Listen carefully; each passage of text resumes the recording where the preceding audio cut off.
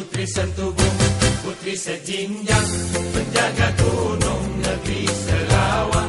Manis kasih ada dapat dilawan, anak dan dewa turun kaya. Kami mengucapkan terima kasih kepada tim daripada Yayasan Lembaga Tabung. Terima kasih juga kami kepada Yang Berhormat Menteri Pertahanan kerana mengilhamkan acara sebegini rupa yang bagi saya adalah bagus kerana di Sarawak apa yang dimaklumkan kami masih lagi tidak mengetahui secara keseluruhan program-program yang dirancangkan oleh ATM terutama Mindah dan juga Yayasan Lembaga Tabung.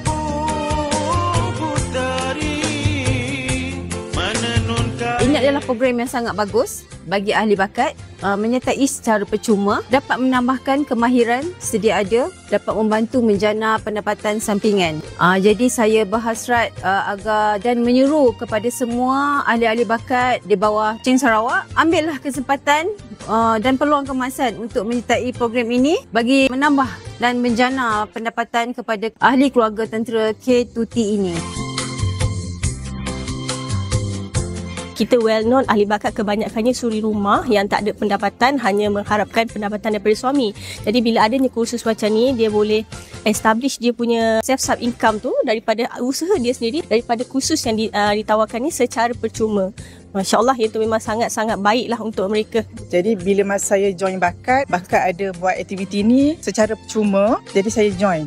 Banyak ilmu yang saya dapat, macam masakan daripada kita tak tahu buat, kita boleh pandai buat dan juga boleh cari side income bila kita dah pandai buat masakan. Ia merupakan satu program di mana kita memperkenalkan kemahiran-kemahiran melalui college community, di mana tenaga pengajar pun daripada college community untuk mengajar ahli-ahli bakat dan anak-anak ATM ni. Harapan kami daripada pihak JPPKK, diharap mereka dapat menggunakan kemahiran diajar untuk menjana pendapatan selain daripada kemahiran itu digunakan untuk diri sendiri. Yayasan LTAT terbaik. Wah.